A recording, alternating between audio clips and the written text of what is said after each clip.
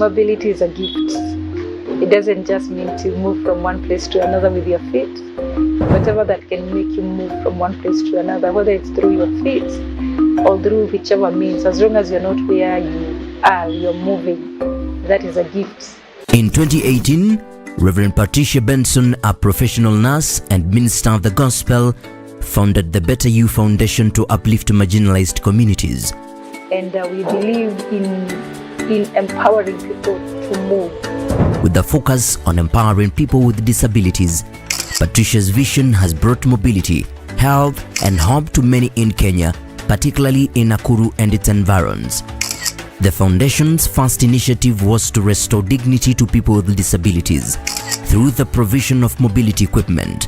The simple act of offering a wheelchair or crutches has opened doors to education, employment, and renewed a sense of independence for countless individuals. All these projects that we do at Better You Foundation are geared towards creating a better society, a healthier society, a better tomorrow to persons with disability and to the people that deserve it.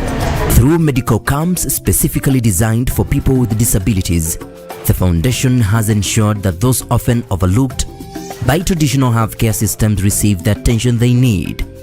These camps have provided life-saving treatments and preventive healthcare in rural and underserved areas. To address the issue of hunger among most vulnerable, the Better You Foundation established a food bank known as the Lord's Store in Barnabas, Nakuru. The vital initiative provides food to the elderly, people with disabilities and the widows, ensuring that no one goes hungry. Beyond physical aid, the foundation is committed to long-term empowerment. Through skill-building workshops and entrepreneurial training, women are being equipped with the tools to secure financial independence. These efforts are fostering a new generation of female leaders, challenging traditional norms and ensuring gender equality. Additionally, the foundation has implemented programs addressing period poverty. By distributing reusable sanitary towels, girls in marginalized areas can continue their education without interruption, overcoming both logistical and societal challenges. In line with its commitment to sustainable development, the foundation also promotes environmental stewardship through community farming projects. These projects equip individuals with knowledge and resources to farm sustainably, ensuring food security for future generations. The Better You Foundation has already made a tremendous impact, but there is still more work to be done. With your support, we can extend our reach, touch more lives, and ensure that every person, regardless of their circumstances, can live with dignity and opportunity. There are many ways you can contribute to the Better You Foundation's mission. You can make donations directly to the foundation's account using the following bank details: bank name SBM Bank, Swift code SBMKKENA, a USD bank account number 01124169470002, bank code 060, branch code 011. For mobile money donations, M-Pesa, send money +254 704375565 +254 704375565. For online donations, visit our website www.thebetteryoufoundation.org/donate to make secure donations via credit card, PayPal, Western Union, Swift, or MoneyGram. We also accept donations of medical supplies, mobility equipment, and other essential items. For in-kind contributions, please contact us through the Foundation's office or email us at donations@betteryoufoundation.org. You can sponsor a specific project, whether it's medical camp, food distribution drive, or education sponsorship for a child. Reach out to our team to learn more about sponsorship opportunities. Join us in this journey of transformation. Help us continue to provide medical care, mobility, food, and empowerment to those who need it most. Together, we can unveil a better future and a better you. Step into a brighter future at Better You School, conveniently located in Barnabas along the Nakuru-Nairobi Highway. We are ready to nurture young minds from playgroup to class 1, providing a foundation for a lifetime of learning in a serene Christian setting. Enroll in the ongoing intake and take a step into a world of discovery and growth. Located just 400 meters off Ruby's petrol station, on the way to Luna Hotel, we are at the Chosen Generation Church Barnabas Sanctuary. To secure your spot, call 0790-899-899 or visit us at the Chosen Generation Church Barnabas. Better You School, bettering your future.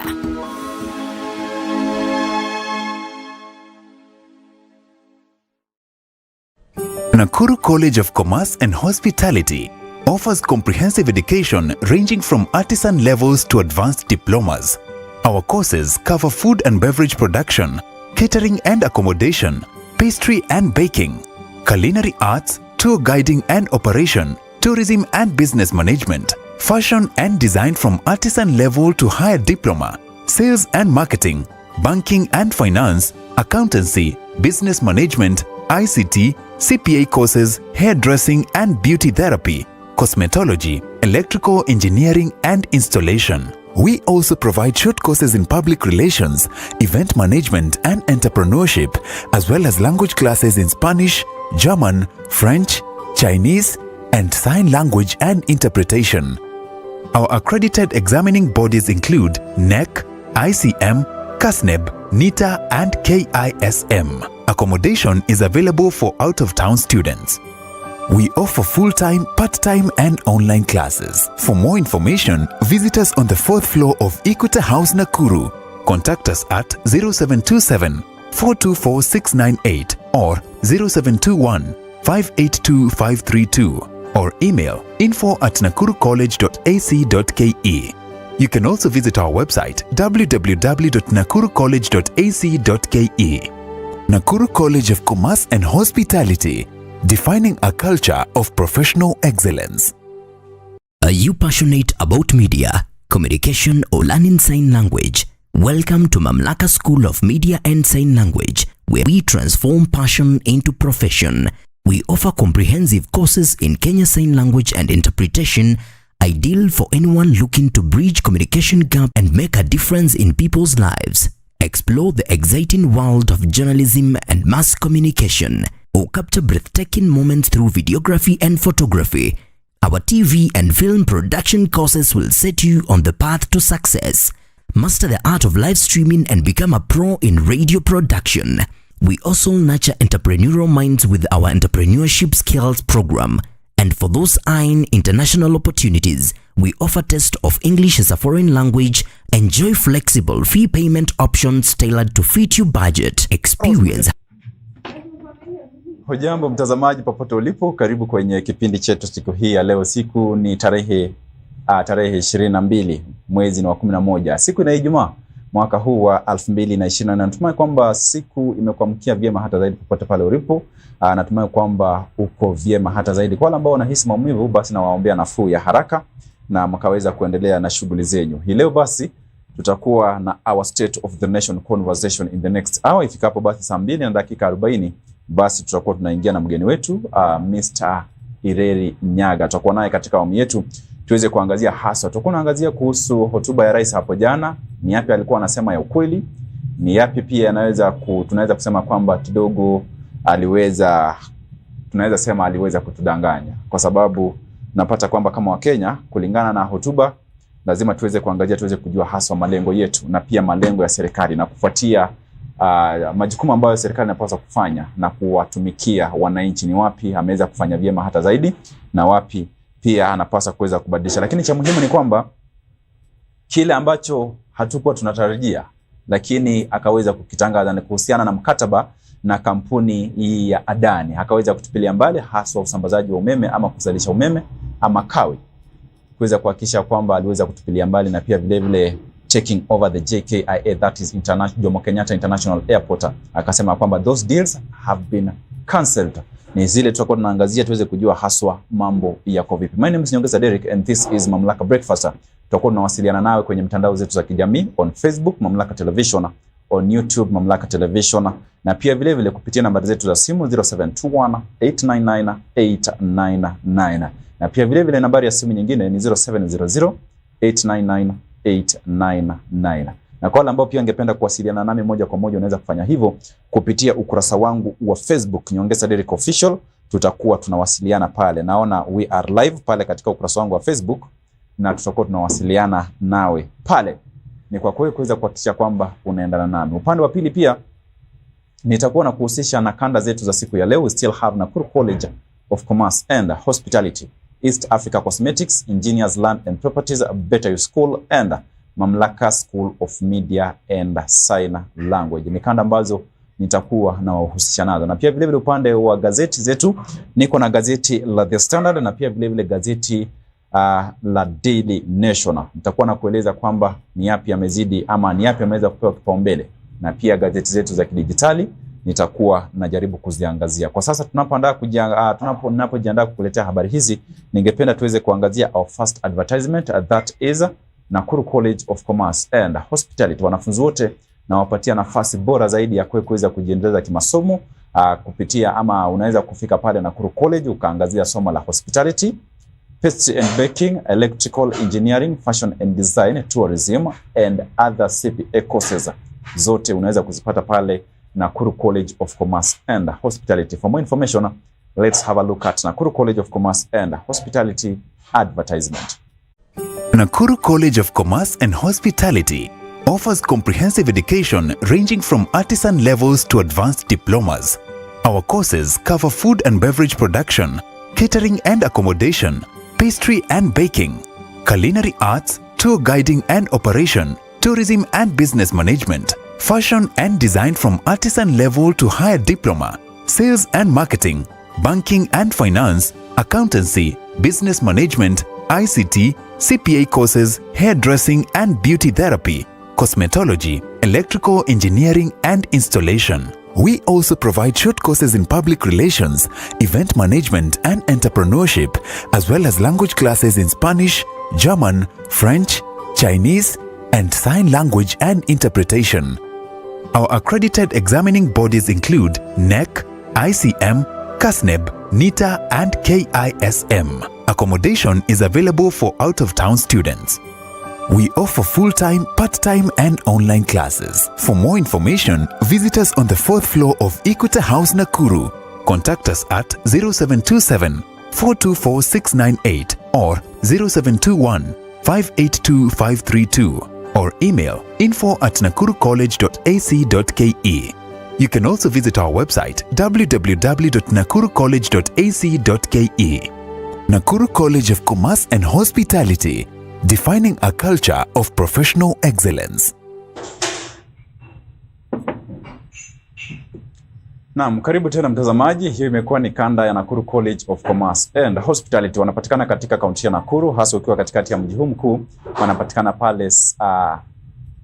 pale Equity House, orofa ya 4, na pia vile vile next to Ereto Bookshop. Unaweza kufika pale na ukaweza kuangazia kosi ya hospitality, tourism, na pia vile vile fashion and design. Kwa mengi zaidi basi tumeweza kutizama kanda hiyo, na unaweza kuhakikisha kwamba unafika pale na kuweza kuangazia kosi ambazo zitakuwa zinakufaa wewe. Mitihani ambayo inapatikana pale, they have NITA, ICM, CASNEB, na pia vile vile ICM, na pia bila kusahau mtihani wa NEC. Zote unaweza kuzipata pale Nakuru College of Commerce and Hospitality.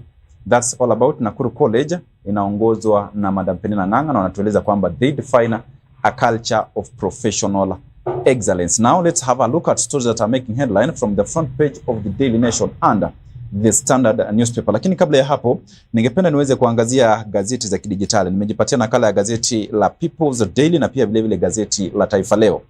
Kidogo nitakuwa najaribu kuangazia niweze kujua haswa gazeti la The Star, Business Daily zinasema nini. Lakini kwa sasa mtazamaji, nitakuwa najaribu kuangazia hizi ambazo nimeweza kujipatia.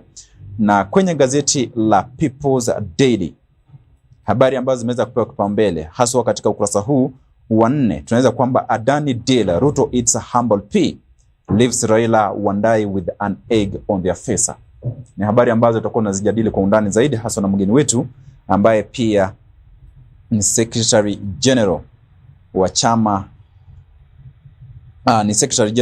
ambacho nitakuwa nakutajia, na katika awamu yetu ya pili tutakuwa tunaangazia habari hizo. Na pia vile vile kwenye ukurasa huu wa 17 we have the story about skin as canvas, the tattoo art culture.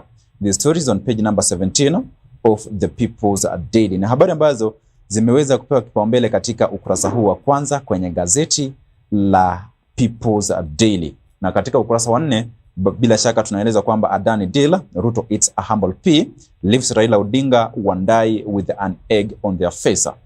Na naona picha zao zimeweza kuchapishwa hapa, picha ya Raila Odinga na pia vile vile Opiyo Wandai. Picha zao zimeweza kuchapishwa hapa kwenye ukurasa huu wa kwanza, na pia naona picha ya Rais William Samoei Ruto akiweza kulihutubia taifa hapo jana kwenye majengo ya bunge. Imeweza kuchapishwa hapa kwenye ukurasa huu wa kwanza. That's all about the front page of the People's Daily. Na pia vile vile nitakuwa naangazia gazeti la Taifa Leo. Tunaelezwa kwamba Adani akunywa maji. Bila shaka hizi ni habari ambazo zimeweza kupewa kipaumbele, na pia tutakuwa tunaangazia kwa yale ambayo rais aliweza kutajia hapo jana.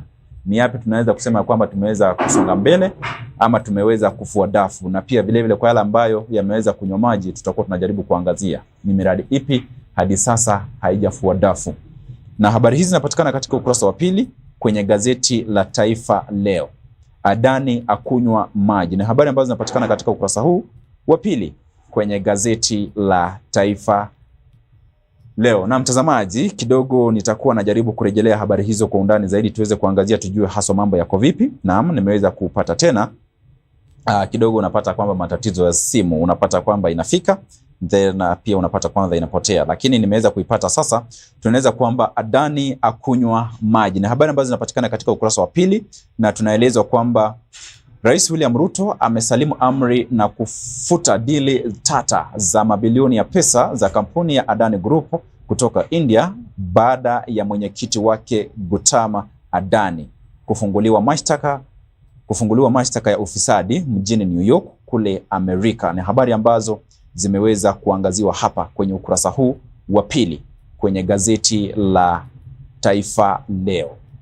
Naam, na pia vile vile katika ukurasa wa 4 tuna habari kuhusu familia ya kwama na maiti miaka 4. Habari za kusikitisha, kuna familia moja ambayo imeweza kukwama na maiti kwa miaka 4.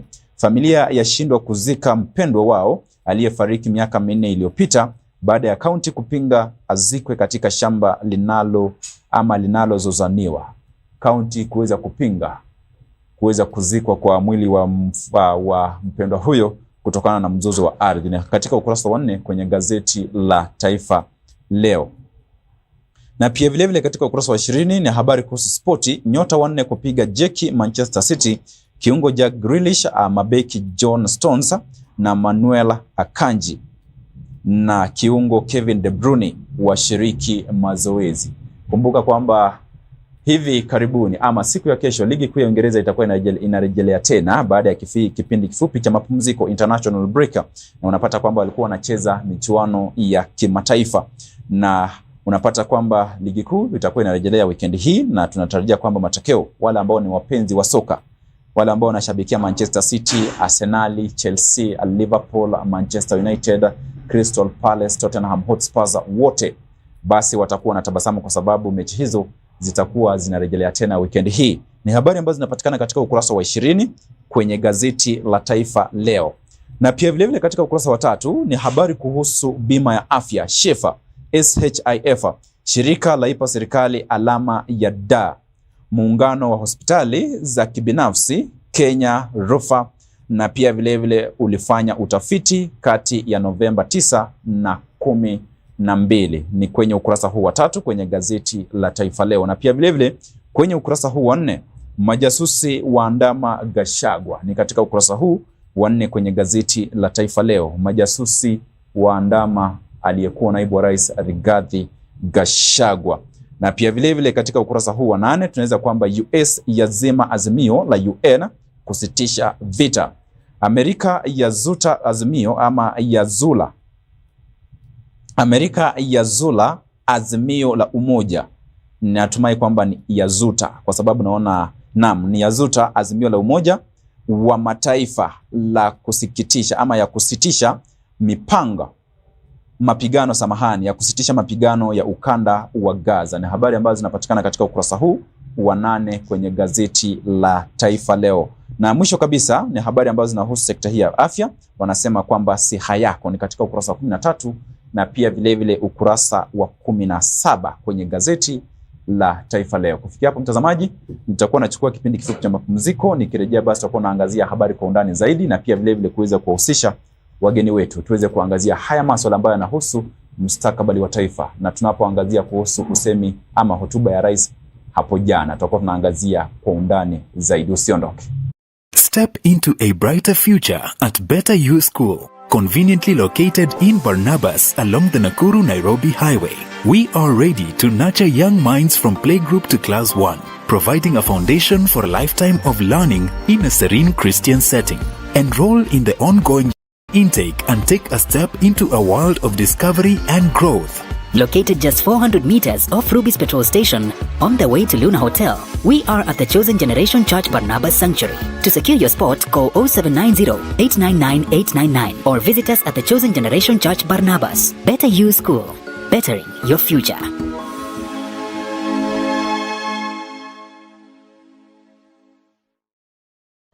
Nakuru College of Commerce and Hospitality offers comprehensive education ranging from artisan levels to advanced diplomas.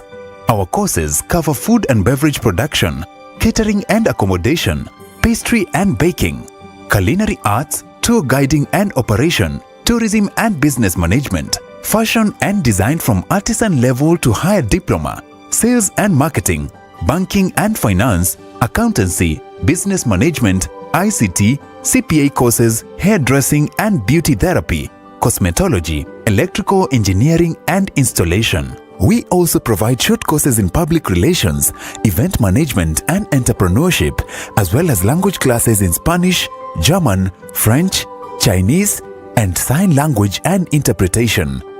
Our accredited examining bodies include NEC, ICM, CASNEB, NITA, and KISM. Accommodation is available for out-of-town students. We offer full-time, part-time, and online classes. For more information, visit us on the 4th floor of Equita House, Nakuru. Contact us at 0727 424 698 or 0721 582 532 or email info@nakurucollege.ac.ke. You can also visit our website www.nakurucollege.ac.ke. Nakuru College of Commerce and Hospitality, defining a culture of professional excellence. Are you passionate about media, communication, or learning sign language? Welcome to Mamlaka School of Media and Sign Language, where we transform passion into profession. We offer comprehensive courses in Kenya Sign Language and Interpretation, ideal for anyone looking to bridge communication gap and make a difference in people's lives. Explore the exciting world of journalism and mass communication, or capture breathtaking moments through videography and photography. Our TV and film production courses will set you on the path to success. Master the art of live streaming and become a pro in radio production. We also nurture entrepreneurial minds with our entrepreneurship skills program. And for those eyeing international opportunities, we offer test of English as a foreign language. Enjoy flexible fee payment options tailored to fit your budget. Experience high-quality professional studies that equip you with essential skills. Benefit from attachment placements in reputable media houses, giving you real-world experience. Grow in an environment grounded in Christian values and a commitment to discipline, ensuring a well-rounded education. We are proudly hosted by Mamlaka Television and Chosen Generation Church. Enroll today and step into your future. For more information, call, text, or WhatsApp us at 0700 899 899.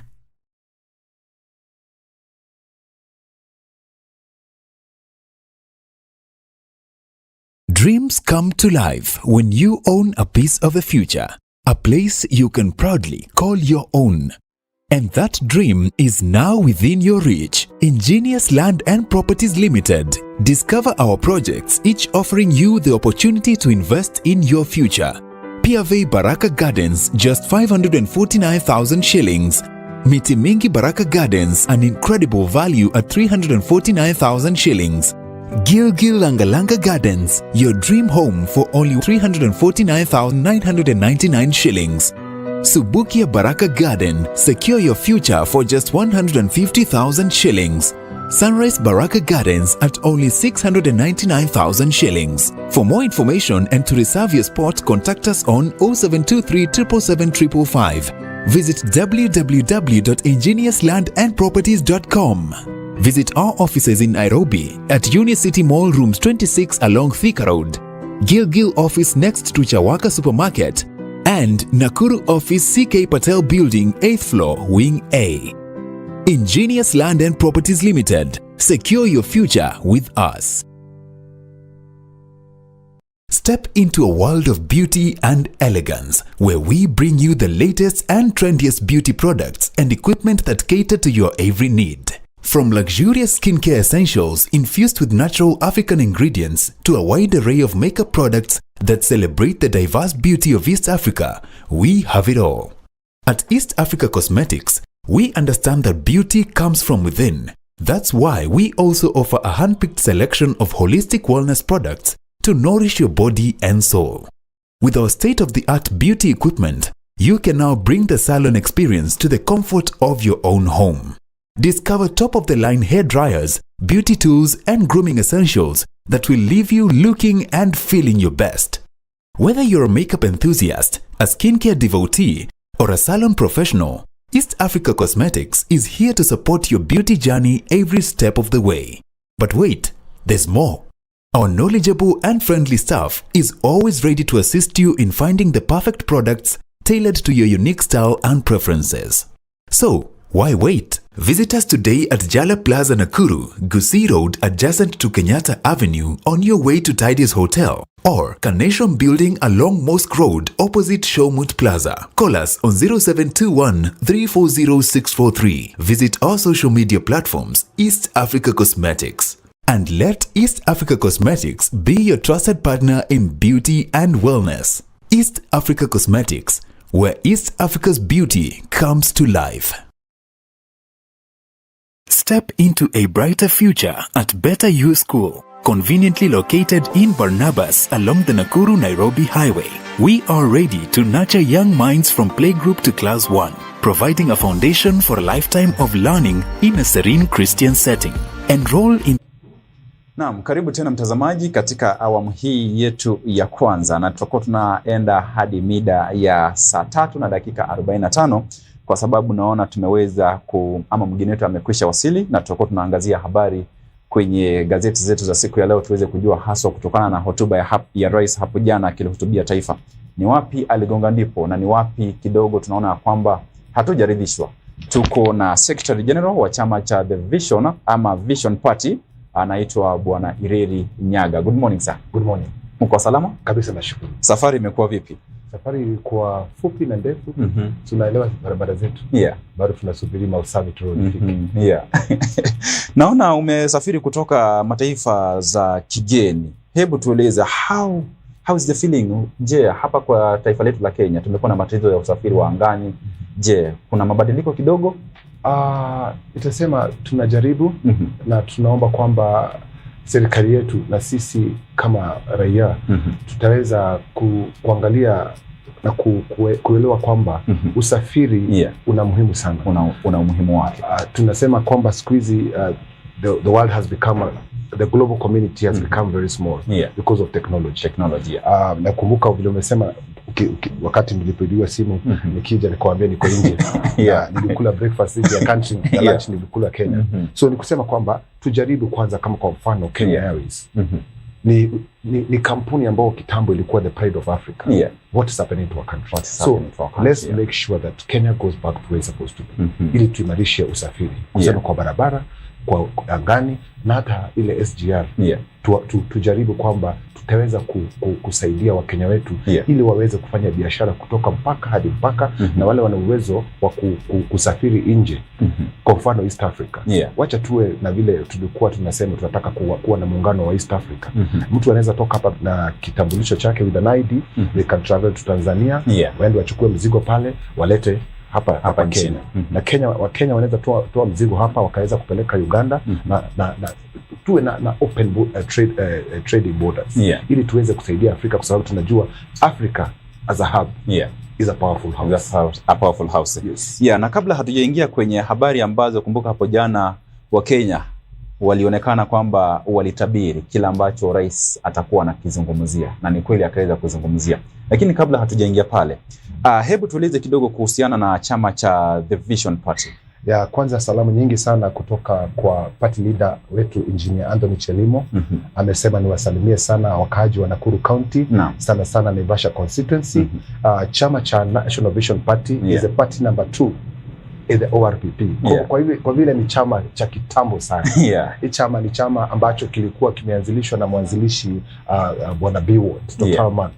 Na ni chama ambacho kinapigania uhaki, na ni chama ambacho ukiangalia kwa ule election ile iliyopita, na kuingia ile chama niliingia kwa sababu hatukuwa na forced opinion au tuambiwe kwamba tunataka kusimama na ile muungano wa Kenya Kwanza ama muungano wa UDA. Tulikuwa na uhuru wetu kuambia watu wetu wanaweza chagua president ambaye wanaweza mtaka, kwa sababu the biggest mistakes we are making as Kenyans and Africa as a whole, we are looking at the party. If you look at the party and you forget the individuals, tukiangalia viongozi ambao waliomo katika serikalini, utakuta kwamba wengi walichaguliwa kwa sababu ya wave. We call it the political wave. Political wave. And most of the leaders were left out. And I believe a political party is just a vehicle, right, to go to an election. But if the political party is wrong, na wewe kwamba ni kwa mfano you are the MCA of a particular ward, if your party is saying no on something, and you know your people are saying yes, that's where the questions comes in. Are you able to speak as a leader, or you speak on behalf of the party? So those are the issues tunafaa ambao kuangalia sana. Na chama cha National Vision Party ni chama ambacho kinapea watu wote uhuru wa kuongea kulingana na ambao watu ambavyo wanavyosema. So chama kile kiko imara under the leadership of Engineer Anthony Chelimo, ambaye ameniamini wasalimie, na nashukuru sana kwa hapa. Asante. Umezungumzia kuhusu haki na pia uhuru wa kuzungumza, na katika umezungumzia kuhusu political waiver. Unapata kwamba wakati uchaguzi uliweza kufanyika na tukaweza kuwa na rais ambaye ni William Samoei Ruto, tukaona vyama vingi vikijiunga na chama cha UDA, wakaunga muungano ambao unaitwa Kenya Kwanza. Kwa nini hamukuweza kujiunga na Kenya Kwanza? Hatungejiunga na Kenya Kwanza sababu chama cha National Vision Party ni chama ambao tunapigania ukweli na ustawi na haki. Na we had candidates across the country. We had candidates in Busia. We had candidates in the coast. We had candidates in Murima. We had candidates all over. And the moment you dictate to a candidate, for instance, in Nyahururu or in Kisumu, that they must join a coalition, that's not fair for the people. Tungetaka chama chetu kama for instance Kisumu, wanasema wanataka baba. Hatuwezi force MCA aanze kusema anataka kwenda kwa UDA. So tunapeana uhuru, na sisi tulisema hatucha join any of the coalition. What we'll do, we'll go to the election. Once we win, we will negotiate with the government.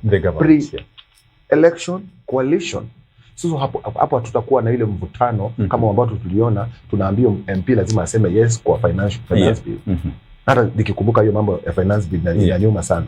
Kwa sababu uko pale kama mbunge, watu ambao wamekupa kazi wako hapo nje ya bunge, wanasema huu mswada usipitishe, lakini wewe unapitisha kwa sababu chama chako kinasema useme ndio. So tukirudi kwa chama chetu cha National Vision Party, we speak as individual, Okay? Yeah. And we move in one language and we listen to the people. Yeah. Yes. And umeweza kuzungumza kuhusu speaking as an individual. Na nikaweza kuguzia ama naweza kukutajia kuhusu masuala kuhusu integrity. Yes. Unapata kwamba kiongozi wa chama kama ilivyo tabia, unapata kwamba wanasema kwamba hauwezi kwenda kando na manifesto ya chama. Kama chama inasema kwamba hatutaki huu mswada wa fedha, basi kila mtu anapaswa kusema hatutaki. Ama ikisema ndio, wanasema kwamba ni kulingana na muongozo ama msimamo wa chama. Kama tutasema ndio, basi ni ndio.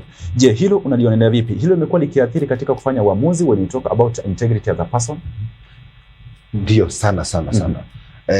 No one, I come back to saying that you as a leader choose a political party that is in the interest of the people, not the interest of the party. So kwamba chama changu wakisema huu mwelekeo ni huu, niko na uhakika kwamba it's what the people of the country or the Kenyans are saying.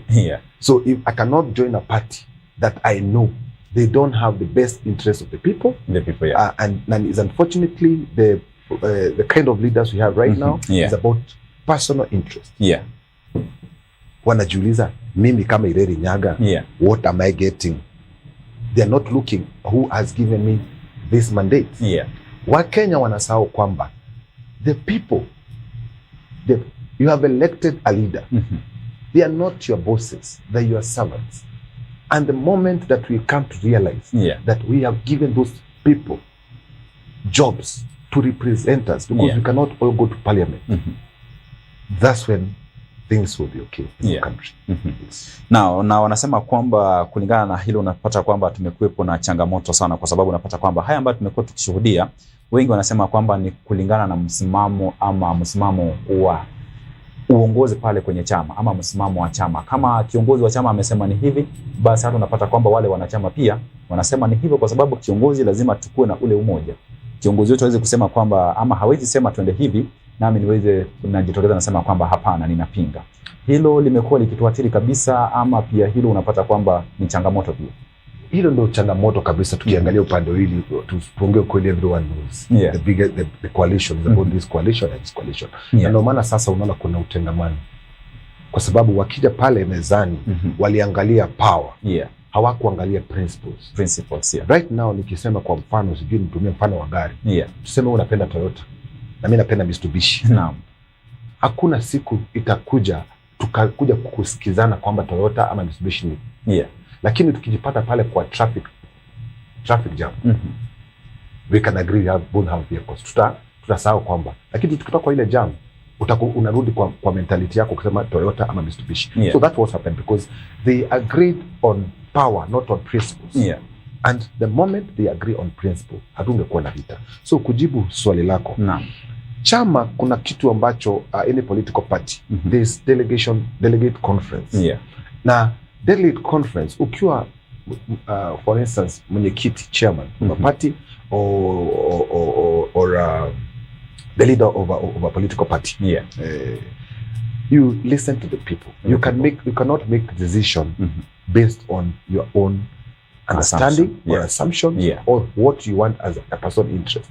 So shida inakuja the moment the leadership want to make conclusion, make rules, and waangalie direction they want to take the party or the country, for instance, and then it's from them, not from them within, because kuna members, kuna national organizing secretary, kuna chairman, kuna ile NEC ambao wanafaa kuongea lugha moja. Na kwa mfano chama cha Jubilee tuliona ilikuwa na mambo mengi ambayo yalikuwa naenda, kwa sababu uongozi pale juu wanafaa kuwa wakiongea lugha moja na na hilo pia unapata kwamba nimekuwa ni changamoto, kwa sababu kama kiongozi hawatakuwa wanazungumza lugha moja, unapata kwamba hiyo ndio ilifanya hivi majuzi tunazungumzia kuhusu aliyekuwa naibu wa rais Rigathi Gachagua ameweza kubanduliwa. Hiyo inaweza kuwa ni sababu kwamba hawa wawili labda hawakuwa wanazungumza lugha moja. Huyu anazungumza hivi na huyu anazungumza hivi. Na hilo unahisi ya kwamba iwapo viongozi hawatakuwa wanazungumza moja, itakuwa linatuathiri vipi kama Wakenya? Ni vyema, unfortunately, it's a blessing in disguise, kwamba tumeona ukweli kwamba kwa mfano His Excellency the former Vice President Rigathi Gachagua ambao jamaa ni rafiki yangu na anamheshimu sana. Kabla ateuliwe kuwa he will be the second in command. Kulikuwa na mvurugano sana kati ya the current His Excellency by the Vice President, the current Kimesa Kindiki, Professor Kindiki. The same thing ambao tumeongelea leadership ya chama. Kulikuwa na wale kwa the leadership of the party. Kulikuwa na ile, nasiongelei because I'm not in that party. I'm just speaking from my personal view. Kwamba kulikuwa na wale ambao walikuwa nataka Professor Kithure Kindiki. Kulikuwa na ambao walikuwa nataka Rigathi Gachagua. So if they don't have to, they kwamba wangechukua muda wasikizane na wale mabosi wawili, His Excellency Gachagua na His Excellency the Professor, wangekuwa na one goal pia na with an agreement even with His Excellency the President. Kungekuwa na agreement so that there's no hakuna ile bad blood. Na hiyo ndio wanafanya kuna kuwa na mvutano kwa sababu yeye ni Vice President na mwingine ni Minister. Okay, but ni kama wanataka kupigana kuoneshana nani mbaya nani mnoma. Gen Z wanasema nani mnoma. So that's a problem. And going forward, wacha tuchague viongozi na tuchague chama ambazo zina principles na maana nawakaribisha sana kwa National Vision Party. Pale kila mtu, anyone from the smallest to the biggest, akona they have a say and we listen and we agree as a party so that we stop going forward. We stop having those small petty issues. We start fighting one fight against corruption, against umaskini. We start fighting one fight good medical care. We start fighting one fight for education. Tukiwa tumeungana pamoja. Lakini sasa pale tunaona ni side shows. We are forgetting the target. We are forgetting that our country Kenya, we are a blessed nation. We the capital city of East Africa, and we can even get to the capital city of Africa. So let's focus on the goal that we are working together as a nation. We are working for the same goal. Let's stop side shows. Okay, thank you. Na hivi sasa tunapoendelea hapo mwishoni nitakuwa na kusihi pia uweze kutueleza kuhusu manifesto ya chama cha The Vision Party tunapomalizia. Lakini kwa sasa hebu tuendelee na kujua haswa kwa yale ambayo rais aliweza kuyazungumzia hapo jana hotuba yake. Wewe kama kiongozi unahisi ya kwamba kidogo aligonga ndipo ama hakugonga ndipo? This is my personal opinion and it's not the view of the party. And according to my observation, what the president did and said, he could have said a long time ago. So the damage control is just exposing how rotten our government is. Because kuna sheria ama mikakati ambayo when there's a public-private partnership kama hiyo ya Adani, there's something called due diligence. Hata mtoto wa mdogo wa shule class 6-7 they will understand due diligence. Due diligence ni kuangalia, kwa mfano if I speak to be corrected, kuna section ambayo inasema kwamba kampuni yoyote haifai kupewa kandarasi kama imeshtakiwa kotini, kama kuna cases going on in the courts, if it's been involved in a fraud, right? Do we have ministers? Do we have leaders? Do we have agencies that could not see people are highlighting what is happening in our country? It only took the United States of America to bring those allegations before Adani, and then he is arrested, so that our country can put off the Adani deal. Those are the questions that are ringing in people's mind. Na hivi sasa basi Wakenya wamekuwa wakizungumzia kuhusu Adani. Si mara ya kwanza. Kulikuwepo na maandamano wa wananchi ama wa Kenya. Wakasema kwamba reject Adani. Inafika mahala mpaka wakati ambapo unapata kwamba huyu ambaye anaongoza kampuni hii ya Adani anashtakiwa kule Marekani. Ama ripoti inatolewa kwamba anapaswa kuweza kukamatwa ajieleze kuhusiana na yale ambayo anasema kwamba anahusishwa na visa vya udanganyifu, bribery. Inafika mahala ambapo haya yanatokea ndiposa tunamuona kiongozi kama rais anasema kwamba hivi sasa basi we have declared those deals ziweze kukatizwa. Hivi inaonyesha nini? nirudi pale nieleze about due diligence. Watu wanajiuliza kwa nini Marekani kaingilia. Marekani kwa law zao na act zao wana lile section ambalo linasema lina interest any foreign business, even private, if there is fraud ama kwamba wameibiwa wa Marekani, serikali ya Marekani inaingilia kati. It's in the public domain. People were saying no, hakuna Adani, no Adani, no Adani. Have we gotten to a place that leaders cannot listen to the people? Is it ignorance? What is it? Kwa sababu nakumbuka kwa TikTok kuna jamaa alikuwa anasema mkeni airport yenu imeuzwa. Those are very serious things as a leader. You should be able to listen. Na wakachukulia kama mzaha kwa sababu wakati huo walisema kwamba ni content creators. They are just creating content on TikTok. Do you think like we have reached a time where hata mwananchi akizungumza kila kitu ambacho ama hata ninapozungumza huwezi jua kama ni content, I'm trying to produce a content or I'm trying to deliver a point. Imefika mahali ambapo vitu zingine ambavyo ni vya muhimu tunavichukulia mzaha. Unajua ningependa kusema content, you know, it's art. Kwa mfano hata nimekumbuka nimetumwa salamu nyingi sana na the Enlightened Theater Naivasha. Nimefikisha salamu zenu. Art is content. And no, content is art. It's a form of expression.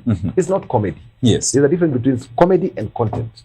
Ukiangalia zile memes ambazo zilikuwa zikitengenezwa ama wale waigizaji wana cross message the same way. Unakuta kwamba kuna mhubiri kama kanisa, tutapika pale kanisa imeingilia. There's clergy, there's the art, which is the industry of you know, kuna entertainment, na kuna ile section ambao wasanii. So you can communicate a message through a meme. Tunakumbuka kama kitambo tulikuwa tunakimbia kwa gazeti kuona Gado, you know, the cartoonist. This message being crossed. So pale ambapo tunafika, serikali yenyewe imeanza kuwa kama yenyewe ni content creator, imekuwa drama. Sababu kile ambacho wanasema hakuna mtu anaweza kuamini. So is the right time for our government na mheshimu sana mheshimiwa His Excellency Rais asikize watu and to take action, not to take the action when it's too late. Kwa kwanza kwa kwamba serikali yetu imekuwa serikali ya kukua ina being forced to do what it's supposed to do. Tulianza kwanza pale kwa finance bill. It took Gen Z to correct it and say no, to withdraw. Now we have gotten now to Adani deals. It has taken people to complain and complain. People are tired. So I'm requesting, and is my prayer. Ukiona kwa mtandao, I'm a prisoner of hope. I remain hopeful that our nation, our leaders will listen to and see what is happening, so that we don't take our country to the Zimbabwe way. And I'm sorry to say, don't take them to Zimbabwe. Naam. Na pia swala ambalo ningependa kuweza kuguzia kuhusiana na Adani. Is it going to cost us? Kwa sababu tunazungumzia kuhusu ni mkataba ambao ulikuwa umekwisha tiwa sahihi. Kwa mfano wa usambazaji wa umeme. Rais ameamka akasema kwamba tumeutupilia mbali. What are the effects? Adani deal ambao kulingana as of yesterday, sijui kama ya Kentraco imekansoliwa yet. I don't think so. Ile ambayo walicancel ni zile zingine. Ya Kentraco I'm yet to confirm. I've not been able to read today's newspaper. Lakini it will cost us because there was a lot of money that was involved. Na tukiangalia pale the allegations in America. The allegation is they even had bribed $250 million to get those deals. And the moment come to Mamlaka TV, so I bribe you so that you can move my motion or you give me a tender, that is already flowed. So kwa mfano sasa, so it will cost us because we don't know even the black and white, because we have been asking. Nakumbuka mkiangalia kwa my state, one of my post Facebook pages, we just asked, just publish what has been written. It's my hope that pale kulikuwa na clause that it can be cancelled on which ground? On which ground? Kwa sababu mkakati ni mkakati. An agreement is an agreement. So if they cancel the deal, what is it in the deal? That's what the problem is coming. We don't know what is in the deal. What is in the deal? Yes. And hiyo inaleta swala ambalo tumekuwa tukizungumzia kuhusu accountability, transparency. Haya masuala yote yanaendana. When tunazungumzia kuhusu rating this government in terms of transparency, do you think wamekuwa na uwazi kuhusiana na ile miradi ambayo wamekuwa wakizungumzia ama wakisema kwamba mradi huu tunaofanya kumekuwepo na uwazi ambao tunaweza kusema kwamba hapa serikali imefanya vyema? Nitasema there's no integrity, there's no openness. Tumeona kuna jamaa ambaye nafuata sana siku hizi kwa mtandao anaitwa Kebaso, ameenda tumetenga, tumefungua, tomorrow it will be working. You know, the government has become a joke. And we have gotten to a point when we want to wakisema the Bible says in John 3:16 tunataka kuangalia kama ni kweli, because the government has become a government of lies. Today, the minister, 2 days, 3 days, the minister has said that Adani has never been involved in corruption. Adani is clean as white as cotton, you know. And then kesho America imekuja amesema tumelia. Then the president comes and says we have cancelled. Why did they not listen? Ni kwa naweza zungumza kwa sababu I'm yet to find out what the government is saying is doing. Tuende kwa healthcare, tuangalie healthcare. Walisema it's working. Nataka kuona mtu mmoja ambaye nilikuwa hapa hospitali ya Naivasha district. I actually get treated in a public hospital. I don't go to a private hospital because there's no way as a leader I want to go to a private hospital. Yet I don't know what the public hospitals they are doing. So I'm yet to see what really the government has done and it has completed. Okay, as we have a look on the front page of the Standard newspaper, of course we have the story on page number 4, 6, 7 and 8, and it talks about Adani deals scrambler. Okay, let's have a look at this from what the president said yesterday.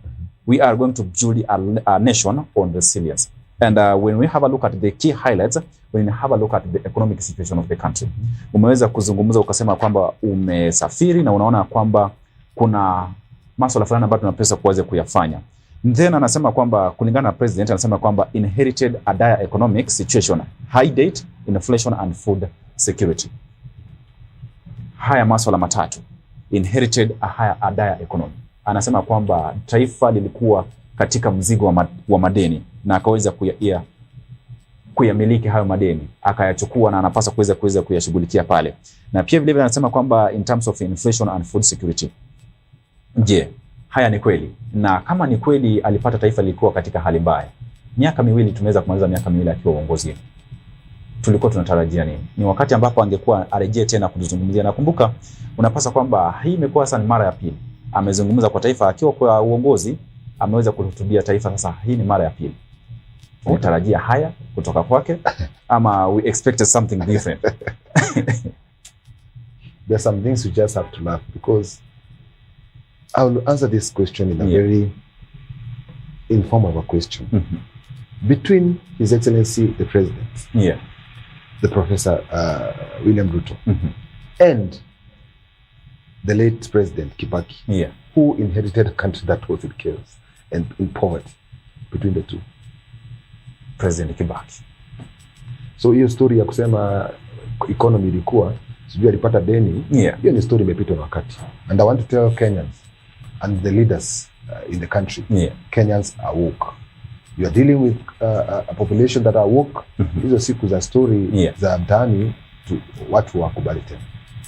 Na anapozungumzia kuhusu swala la food insecurity, because ameweza kutueleza kwamba bei ya unga ilikuwa shilingi 250, sasa unaweza kupata unga kwa shilingi 199 ama 150, hata unga mwingine unaweza kupata kwa shilingi 100 na shilingi 30. Je, haya yote anapozungumzia kuhusu inflation, bei ya dola imeweza kushuka, tunaweza kumpigia makofi hapo? When something is right, it's good, it's good. The president has done good in lowering the food price, but you see there's something called counterproductive. The moment you can't access medical cover, some mtu anakula ugali aende you cannot have medical cover, so it's counterproductive. On the same, I can attest, I've seen the price has gone down, but also kuna ile mambo ilikuwa scandal ya fertilizer mchanga. So is it going to be sustainable? Right? Is it going to be, those prices going to be sustainable? And the business people, you know, those people who are wanatengeneza unga. Everyone is crying. The high cost of living, the taxes. Wanafanyikazi wanafutwa kazi. So even having that 100 shillings is becoming a problem. Yes. I've witnessed people have dealt with somebody who sells me gazeti kila siku. And sometimes I'll take a newspaper leo nisahau kulipa kwa traffic, you know. And nowadays ukisahau moja one day and it's 60 shillings. The guy is calling me in the evening because the economy is bad. So getting that 100 bob to get that unga is becoming a problem. People are suffering. I was listening to I think it's Kenya statistics or whatever. Wamesema the rate of poverty and the people who are living beyond the poverty line, it may increase sharply. Okay, so as much as we want to look at price of unga, what about medical? You know, it's counterproductive, and unfortunately, as I've said, Kenyans are woke. Right now, how can we support a farmer? Tumesikia kuna taxes. Sijui what happened to that. Wewe ukilisha kuku sijui utakuwa unalipia kuku moja pesa ngapi? You know? Yes. Why should we tax food? Why can't we encourage farmers to produce our own food? I would really ask leaders to really speak the truth. They have traveled. I've traveled. And the moment you empower a country to have its own food. I was in Cameroon. Kenyans, we are very far away democratically. We have so much peace. Right now I'm on TV and I'm confident I'll go home. I'll not sitapata DCI hapa chini because there's democracy. As long as I am speaking the truth and I'm pointing out what is right. But in a country like Cameroon, and I'm not speaking on that as a party. I'm just giving an example. I stayed there for 2-3 weeks in the country. I'm telling you the amount of food in that country. You can walk anywhere. It's food. You could eat ugali, different ugali in a week. With different sukuma in a week. Because there's plenty of surplus of food. Surplus of food. And how are they politically? Hawana democracy. There's areas because they work on French and the English speaking Francophone. There's Francophone and two speaking different regions. They have work on a Sharia ya Kifaransa na Sharia ya Kizungu. And there's also police of France and the English police. So, but the people have food. And their demonstration, actually they have mandamana yao, they call it Ghost Mondays. On Mondays, no business opens. No banks open.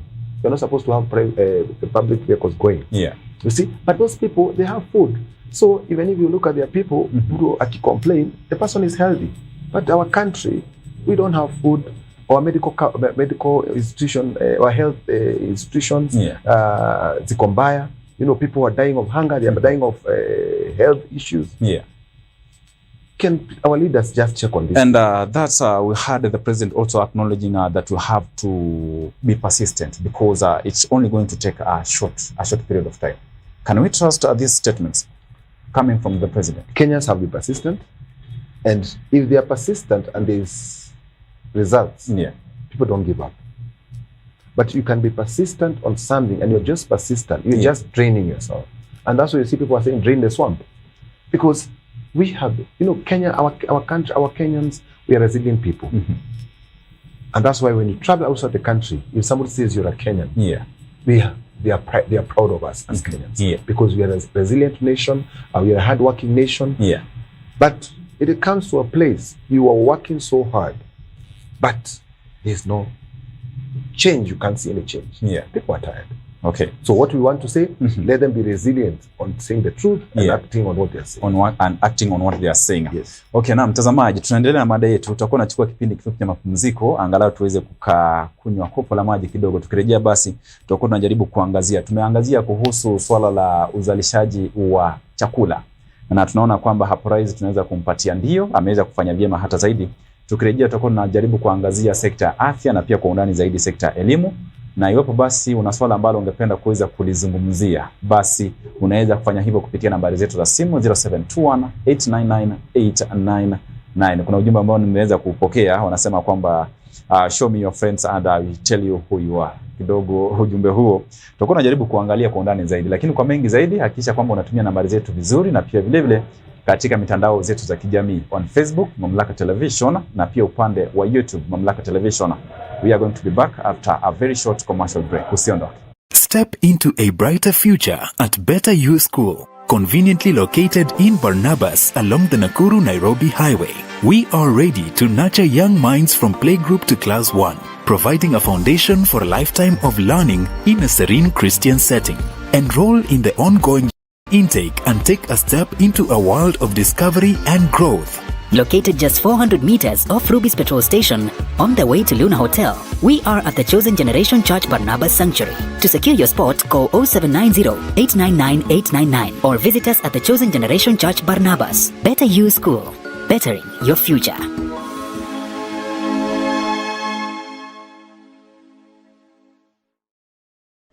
Nakuru College of Commerce and Hospitality offers comprehensive education ranging from artisan levels to advanced diplomas. Our courses cover food and beverage production, catering and accommodation, pastry and baking, culinary arts, tour guiding and operation, tourism and business management, fashion and design from artisan level to higher diploma, sales and marketing, banking and finance, accountancy, business management, ICT, CPA courses, hairdressing and beauty therapy, cosmetology, electrical engineering and installation. We also provide short courses in public relations, event management and entrepreneurship, as well as language classes in Spanish, German, French, Chinese, and sign language and interpretation. Our accredited examining bodies include NEC, ICM, CASNEB, NITA, and KISM. Accommodation is available for out-of-town students. We offer full-time, part-time, and online classes. For more information, visit us on the 4th floor of Equator House, Nakuru. Contact us at 0727 424 698 or 0721 582 532 or email info@nakurucollege.ac.ke. You can also visit our website www.nakurucollege.ac.ke. Nakuru College of Commerce and Hospitality, defining a culture of professional excellence. Are you passionate about media, communication, or learning sign language? Welcome to Mamlaka School of Media and Sign Language, where we transform passion into profession. We offer comprehensive courses in Kenya Sign Language and Interpretation, ideal for anyone looking to bridge communication gap and make a difference in people's lives. Explore the exciting world of journalism and mass communication, or capture breathtaking moments through videography and photography. Our TV and film production courses will set you on the path to success. Master the art of live streaming and become a pro in radio production. We also nurture entrepreneurial minds with our entrepreneurship skills program. And for those eyeing international opportunities, we offer test of English as a foreign language. Enjoy flexible fee payment options tailored to fit your budget. Experience high-quality professional studies that equip you with essential skills. Benefit from attachment placements in reputable media houses, giving you real-world experience. Grow in an environment grounded in Christian values and a commitment to discipline, ensuring a well-rounded education. We are proudly hosted by Mamlaka Television and Chosen Generation Church. Enroll today and step into your future. For more information, call, text, or WhatsApp us at 0700 899 899.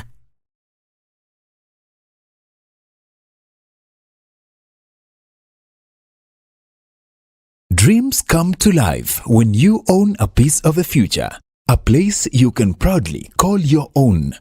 And that dream is now within your reach. Ingenious Land and Properties Limited. Discover our projects, each offering you the opportunity to invest in your future. Piave Baraka Gardens, just 549,000 shillings.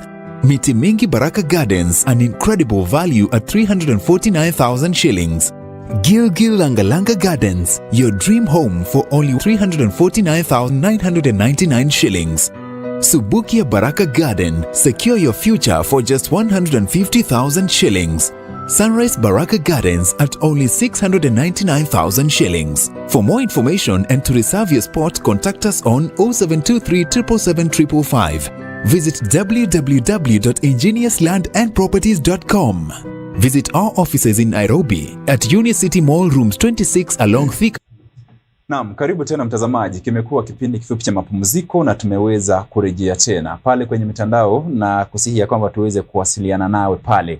Uweze kunieleza haswa unatarajia nini kwa yale mazungumzo ambayo rais aliweza kusema hapo jana. Unatarajia je, kwa yale ambayo aliweza kusema yatakuwa yanafanyika ama kidogo tutashuhudia yale tu? Nimekupatia nafasi hiyo ya kuweza kutoa maoni yako pale kwenye mitandao zetu za kijamii on Facebook Mamlaka Television, na pia vile katika upande wa YouTube Mamlaka Television. Na pia iwapo ungependa kuwasiliana nami moja kwa moja, unaweza kufanya hivyo kupitia ukurasa wangu wa Facebook Nyongesa Derrick Official, ama ukatumia akaunti yangu Nyongesa Derrick. Na pia nambari zetu za simu ziko wazi, unaweza kuzitumia 0721 899 899. Nambari nyingine ya simu ni 0700 899 899. Mgeni wetu wa siku ya leo anaitwa Mr. Ireri Nyaga, the Secretary General wa chama cha Vision Party. Tuko naye tunaangazia kuhusu hotuba ya rais hapo jana, na pia vile ni wapi ambapo tunapaswa kuweza kufanya sisi kama Wakenya, kwa sababu unapata kwamba ili kuwa na taifa ambalo ni bora lazima pia Wakenya pia tuweze kuwa na tabia ambazo zinaonyeshana kwamba pia tunaweza tukasonga mbele. Naam, Bwana Nyaga, tumekuwa tukizungumzia kuhusu food production na tukaweza kumpigia rais makofi kwa sababu hilo ameweza kufanya vyema zaidi. Now we go to our healthcare system. Tunapoangazia idara ya afya, what was the problem with the NHIF? Kwa sababu kabla hujajibu swala hilo, ameweza kuzungumza akasema kwamba SHA atakuwa analipia madeni yote in 2 weeks time. Hiyo inamaanisha kwamba he has acknowledged that the system has not been working. That's the question now I'm asking. What was the problem with the NHIF? Hilo ni swali ambalo tumekuwa tukijiuliza kama Wakenya. Na the moment unaendesha gari, unaona gari bado ni la engine, ni la miguu, lakini unaona aliwezi kukimbia, maybe tires zimeisha. You just don't go and throw away the vehicle and bring in another one without even knowing the one that the brand you're buying is a good vehicle. Tunakumbuka kwamba before Adani came in, and unfortunately this is still going back to Adani. Going to Adani. Safaricom was supposed to give us the medical cover. If there was a need to completely overhaul the whole healthcare. Safaricom was supposed to give us. But when Adani came, they inflated with 85 billion Kenya shilling on the healthcare. Don't we have professions? NHIF has been there for a very long time.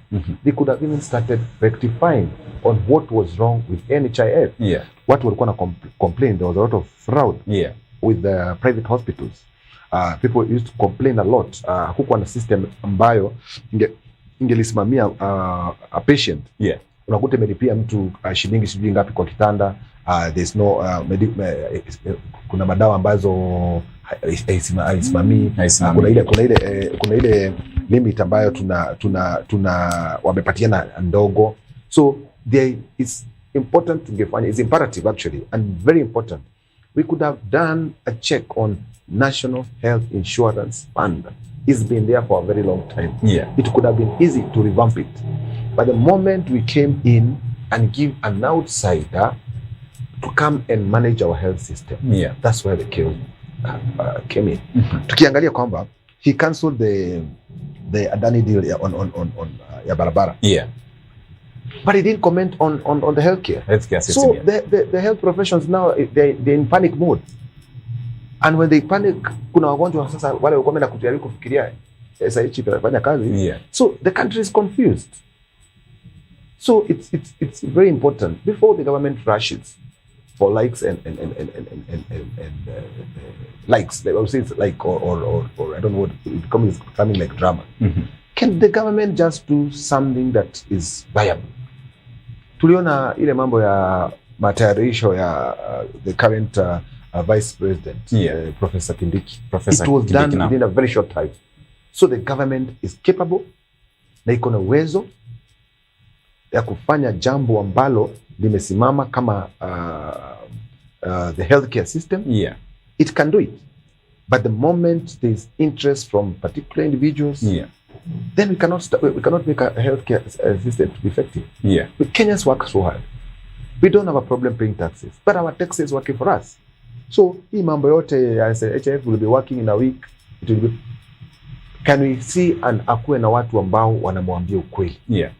Na pia maswala ambayo tunajiuliza, because for you to, kabla huja chukua mkondo fulani, lazima uweze kufanya majaribio, uweze kuona hata kama uweze kupeleka gari kwa fundi kama halijaharibika. Lazima liwe limeharibika kwanza. Na kuna wale ambao wanajiuliza, waliweza kujaribu mfumo huu kama iwapo utakuwa unafanya kazi ama utakuwa haufanyi kazi. Na iwapo basi walifanya majaribio, matokeo yalikuwa yapi?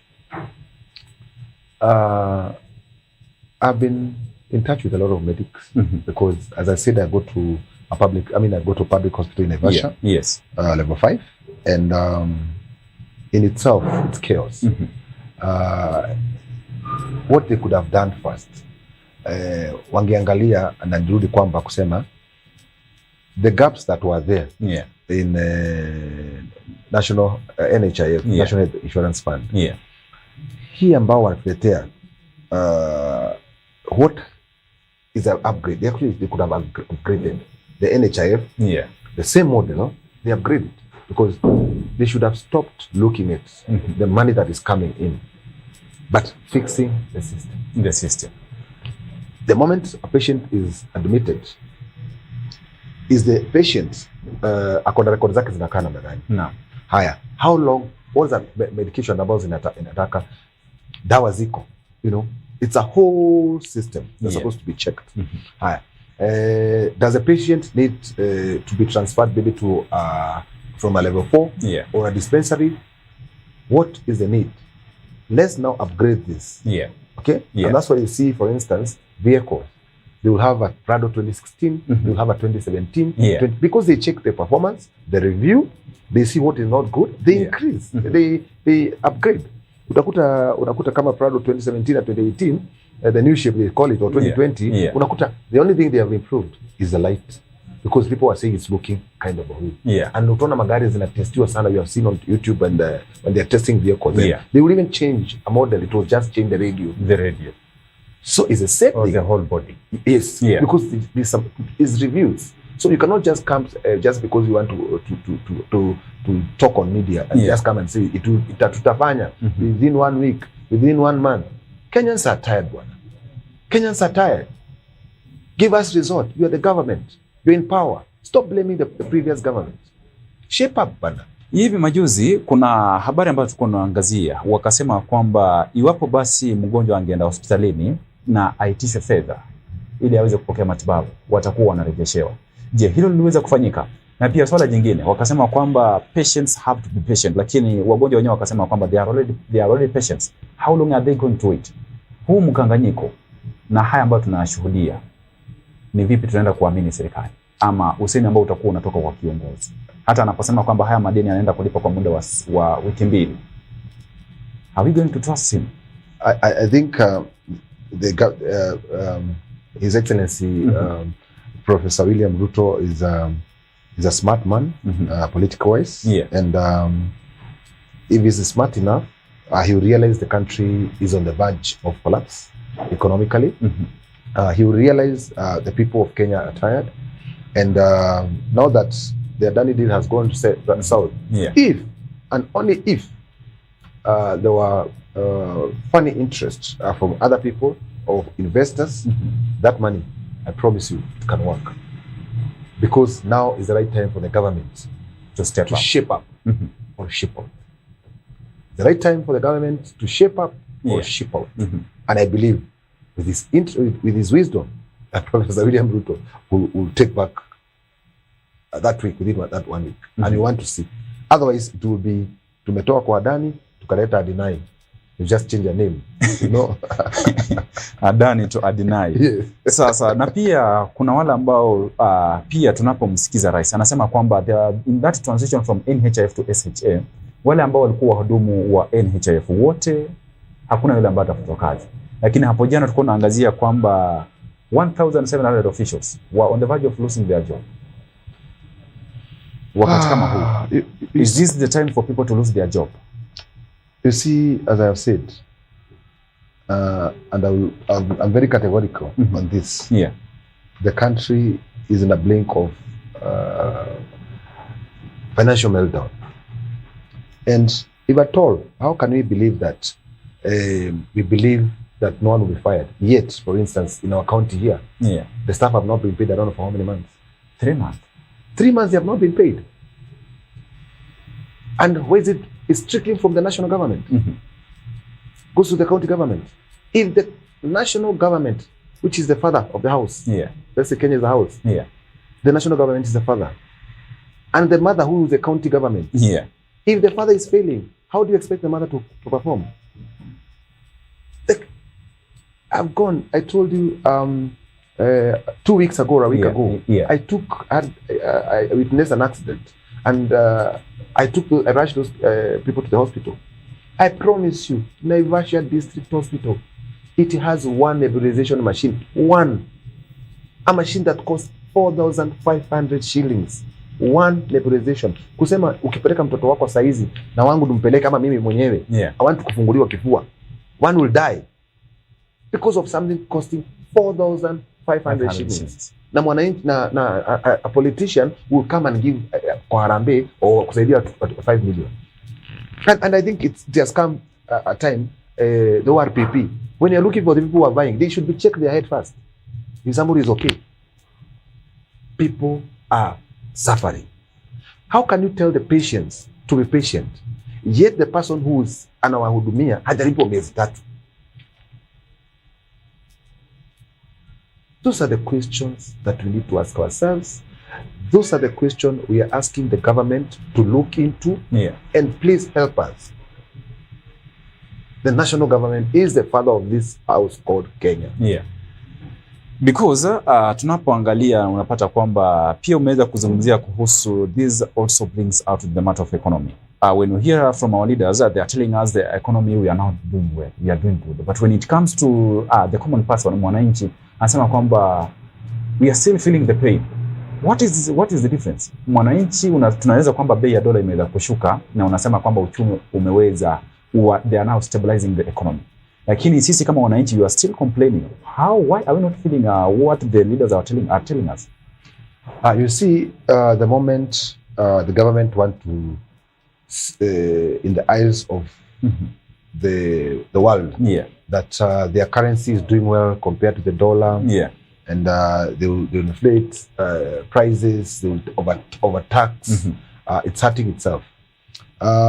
Speaking on a point of correction, I stand to be corrected.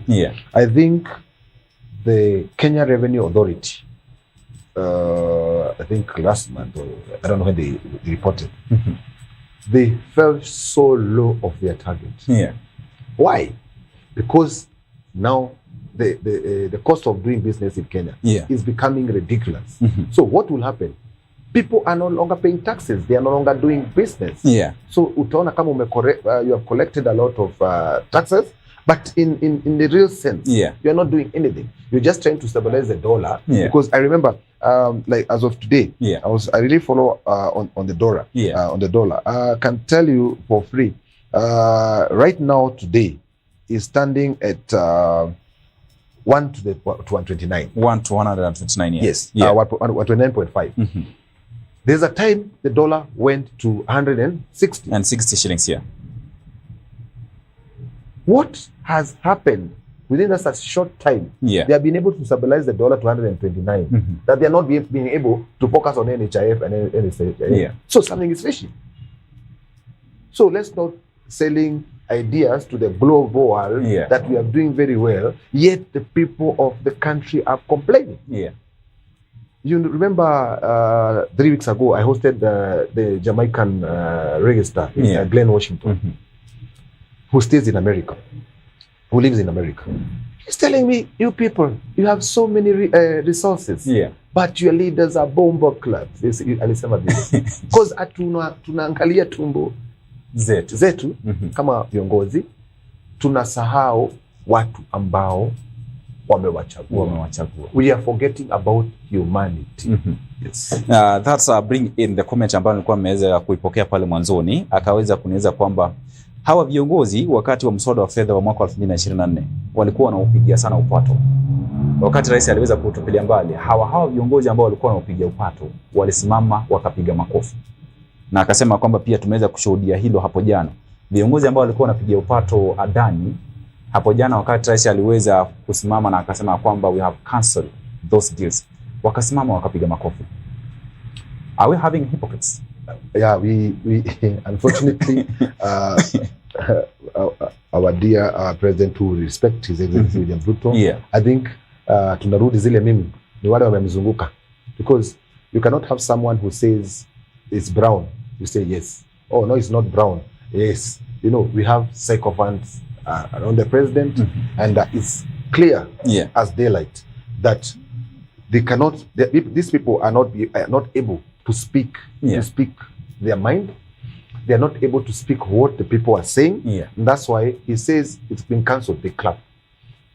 Iko sawa, ni ukweli. And sycophants who during the day, you can see this is a red carpet, and because the leadership or the president is telling you it's yellow, you start trying to convince the people it's yellow. It is yellow. That's sycophancy of the highest order. And I will still repeat, as a requirement to be elected as an elected individual on any particular seat, we should be having psychiatric test. Kuona kama kichwa mtu ni mzuri kwa kiongozi. You cannot be able to say right now, this finance bill, those people who elected you to go to that parliament, to represent, they are outside telling you to vote yes, not to vote no. In your right mind, and you go and vote yes. If it's not sycophancy, it's madness. That's what I would say. And that does that now brings in the issue of the leadership of the party? Because kiongozi wetu, kumbuka tumeweza kuzungumzia pale mwanzoni, kwa sababu kiongozi amesema tupigie upato hii mswada, basi kila mmoja anasema ndio. Kama ni kiongozi wetu amesema, kwa sababu pia tunakumbuka pia upande wa upinzani.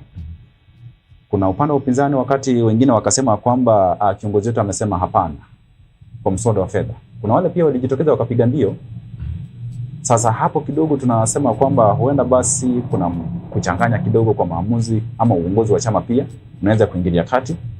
What I would say, in the country right now, we don't have political parties. We have political coalitions, and these political coalitions, they're just looking at the interest of themselves, not the interest of our country. And I would want political parties, before they form coalitions, let's look what interest they're looking for the people of our country, Kenya. And we stop looking at coalition as a means of getting power so that we can eat with particular people. We look at the interest. When a political party is forming a coalition, for instance, the way I told you, our party, National Vision Party, we didn't sign any pre-election coalitions. We said we want to do post-election coalition with the government of the day. Because I firmly believe, I'm a Christian, and I kuna pali Biblia inasema we should be able to obedient to the government. We should be able to support the government. You know, there's a place in the Bible that says that we should be able to respect the authority and the government. However, you cannot respect the government, and that's why when it's not playing its role, because there's so many collision in interest, right? I believe Kenya,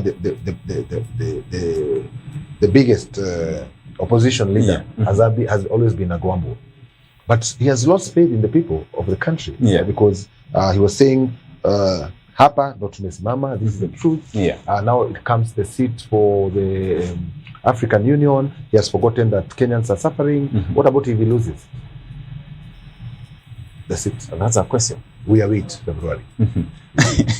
And actually you are wishing him all the best, because hata akishinda pia atakuwa anasaidia taifa la Kenya pia katika uongozi pia. Now, as we head into our education sector, did the president address matters concerning our education in a way that was satisfied?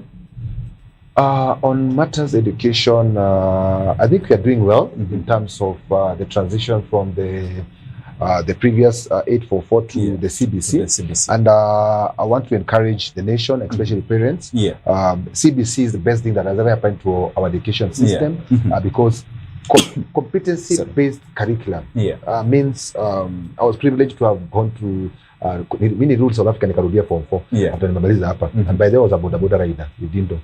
I started as a boda rider. We started boda riding with Fire Marius. That's a story for another day. Been a boda rider. And I went back to school and I repeated Form 4. Form 4, yes. After a year out, I repeated.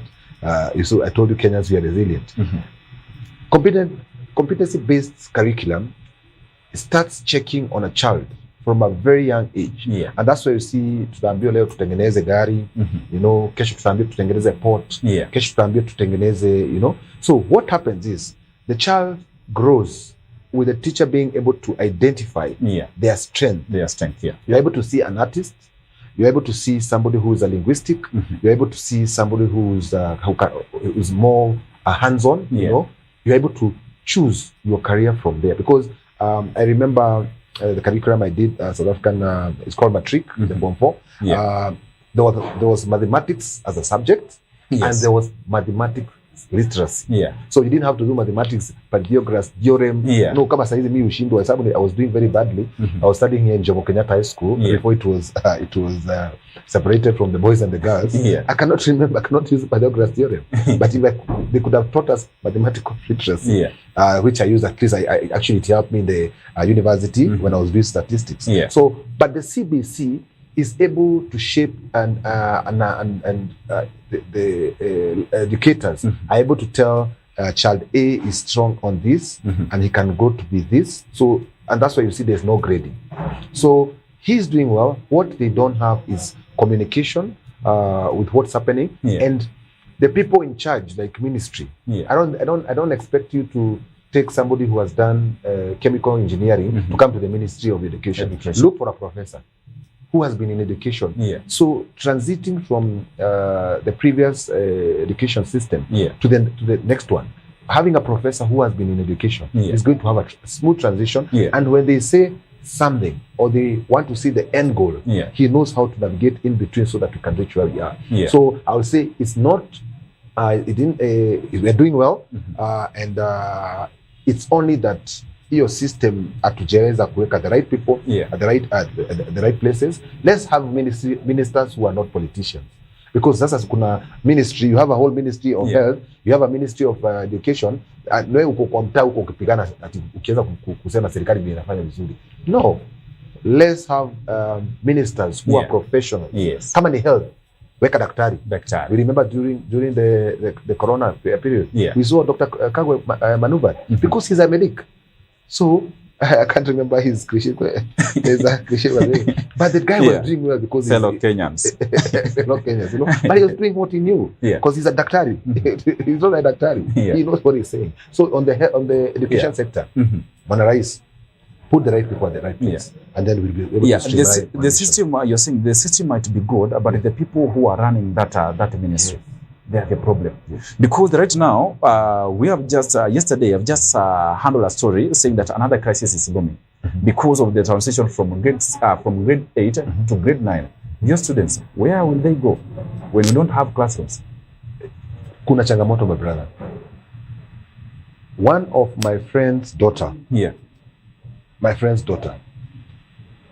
they in a total limbo because now the school is closing upper school because they don't know, don't have enough numbers. It's not like before what tumeweza class 8 kuna intake ya form 1.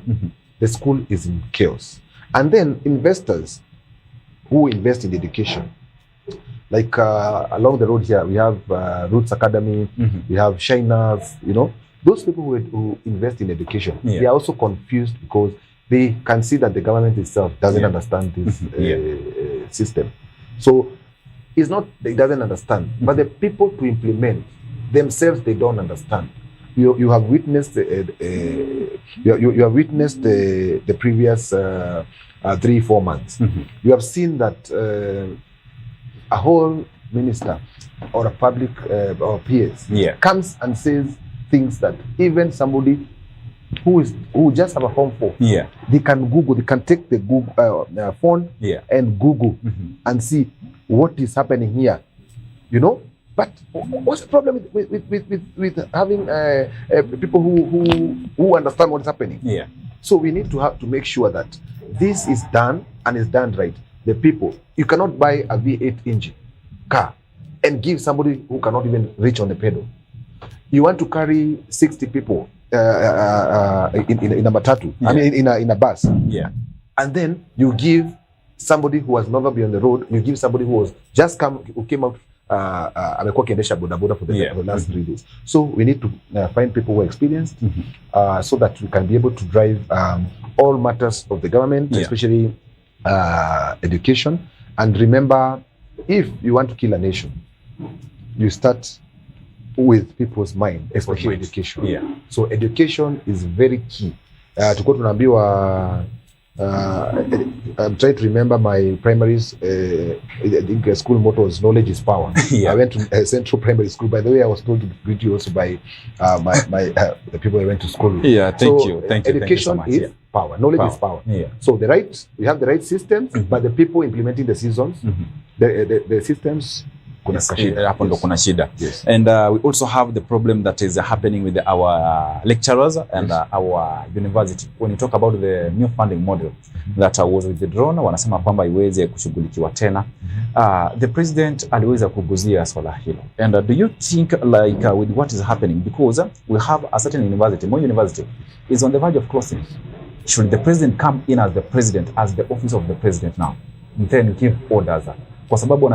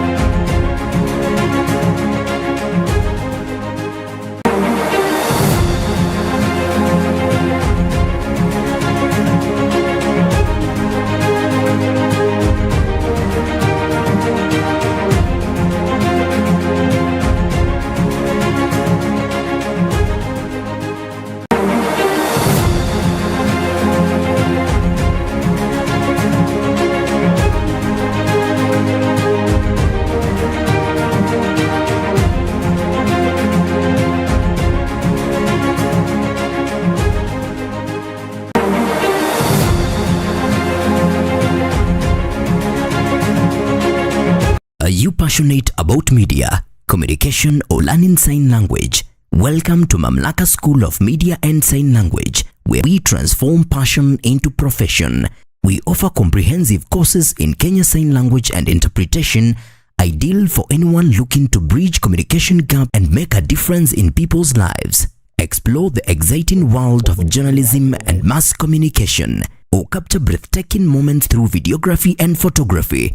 Our TV and film production courses will set you on the path to success.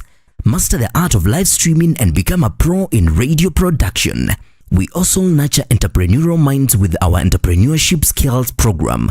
And for those eyeing international opportunities, we offer test of English as a foreign language. Enjoy flexible fee payment options tailored to fit your budget. Experience high-quality professional studies that equip you with essential skills. Benefit from attachment placements in reputable media houses, giving you real-world experience. Grow in an environment grounded in Christian values and a commitment to discipline, ensuring a well-rounded education. We are proudly hosted by Mamlaka Television and Chosen Generation Church. Enroll today and step into your future.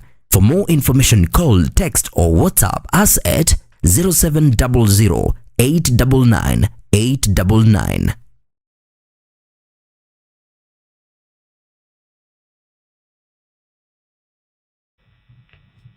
Naam, samahani mtazamaji, pamekuwepo na tatizo la sauti lakini imeweza kushughulikiwa. Thank you so much Katelini wakiwa na Robert Kemboi together na Pauline na Nsala na Joseph Madenga kuhakikisha kwamba tumeweza kurejea tena na mnaweza kunisikiza. Tumekuwa tukiangazia kuhusiana na masaibu ambayo yanapatikana katika sekta ya elimu, na rais pia aliweza kuguzia swala hilo hapo jana, na Secretary General Bwana Ireri Nyaga amekuwa akitueleza. Nimekuuliza kwamba haya matatizo ambayo tunashuhudia katika sekta ya elimu, hasa katika vyuo vikuu, waathiri wa vyuo vikuu wako katika mgomo. Na hapa tunapoangazia haswa chuo hiki cha Moi, kumekuwa na matatizo chungu nzima. Na hivi majuzi tumeona Vice Chancellor Isaac Koskei ameweza kujiwasilisha mbele ya DCI. Na swala ambalo nanuuliza, hapo awali tuliweza kuona waziri wa elimu Bwana Julius Ogamba akasema kwamba kuna fedha ambazo zimeweza kutolewa na serikali amount of 4.2 billion shillings kama sijakosea, kwamba zitatumwa huko ama zitumwe huko ili shughuli za masomo ziweze kuendelea. Lakini swala ambalo najiuliza ni kwa nini? Kwani hazikutumwa ama ni kulitokea nini? Kwa sababu hapo jana nimeweza kuangazia habari kwamba now those workers together with the teachers or lecturers, they are demanding a total of 2.26 billion shillings. Angalau iweze kuwakimu kidogo, hata wakisema kwamba warejee shuleni watarejea, ili serikali nayo ionyeshe nia njema ya kuweza kuhakikisha kwamba hayo madeni yote yatalipiwa. What's the problem? What's not happening? Pesa zilitumwa, hazikutumwa? Nitalijibu swali lako with a comment now and an observation. Yeah. Now the ground, wanasema ground. Yeah. The ground is calling ni inchi ya lies, ama mtukufu lies. Kulingana na wananchi. Kulingana na wananchi, si kulingana na chama. Na maoni yangu pia, they are calling the government of lies. If at all, if there is someone, a profession that really cares and nurture individuals and nations, is the teachers and lecturers. They have made doctors, they have made pilots, they have made engineers. Any professional you see, or profession you see, there's a teacher involved and there's a lecturer involved. If we don't take care of these two professions, and you come on TV and lie that you have given 4.3 billion. I remember the directive that was given. That they said if at all they can get this amount, they will not close the institution. It's I as much as I would want to kutetea serikali, the current government, you cannot. You have said, guys, look, if you give us this certain amount of money, we will resume. Lakini tukiangalia in a deeper the story of this Moi university, is a sham for such a university to close. The people of Rift Valley, wangekuwa sasa maandamano, and I'm not inciting, I'm just saying, they are closing their only institution, a recognized university, not only in Kenya, outside the country and outside Africa, that a degree from the university is recognized. It's because we brought siasa to public, to tertiary institutions.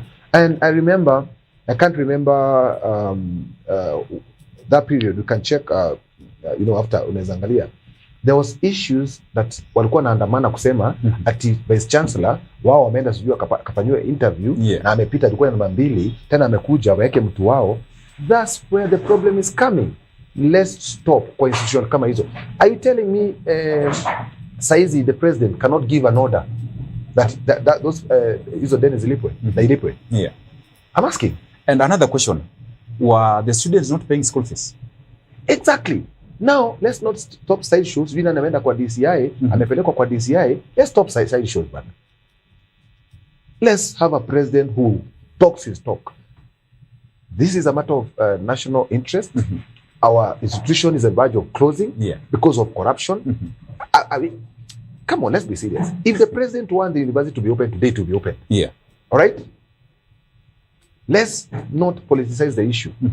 School fees make kienda wapi? Because as I've said, the current government we have, it's the leaders we have. From, I don't know, it starts from the top, of course. Because when bottom up. And you query, say top bottom up with corruption. Let's save our institution, Bwana. We really need our institution and people to be investigated, put the right leadership of the university, na tuache ukabila.